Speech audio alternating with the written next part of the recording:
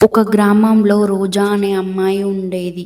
ఆ అమ్మాయి చాలా మంచిది. ఇతరులకు సహాయం చేసే గుణం ఉండేది. రోజా స్కూల్కు వెళ్తుండగా ఒక వృద్ధురాలు బరువైన సంచిని చేతిలో పట్టుకుని వెళ్తుంది. అది చూసిన రోజా వెంటనే ఆ వృద్ధురాలు దగ్గరికి వెళ్లి ఆ సంచిని తీసుకొని తన చేతితో పట్టుకుంది. రోజా ఆ సంచిని తీసుకొని ఆ వృద్ధురాలు ఇంటి దగ్గర పెట్టింది. ఆ వృద్ధురాలు రోజాని ఆశీర్వదిస్తుంది. తర్వాత రోజా స్కూల్కు వెళ్ళింది. స్కూల్లో లంచ్ టైం అయింది. రోజా వాళ్ళ స్నేహితురాలు టిఫిన్ బాక్స్ తెచ్చుకోలేదు. తన దగ్గరున్న బాక్స్ నుంచి తీసుకొని తన స్నేహితురాలకి కొంచెం ఆహారం పెట్టింది. తన దగ్గరున్న ఆహార పదార్థాన్ని ఇద్దరు పంచుకున్నారు. ఇదంతా వాళ్ళ టీచర్ దూరం నుంచి చూస్తుంది. రోజా మంచి మనసుని చూసి వాళ్ళ టీచర్ వాళ్ళందరి ముందు ప్రశంసిస్తుంది. ఇంటికి వెళ్ళింది. వాళ్ళమ్మ గర్వంగా వాళ్ళ కూతుర్ని హత్తుకుంది. రోజా వాళ్ళమ్మ ఇలానే అందరికీ సహాయం చేస్తూ ఉండాలని మరిన్ని మంచి మాటలు చెబుతుంది. ఇతరులకు సహాయం చేయడం మంచి అలవాటని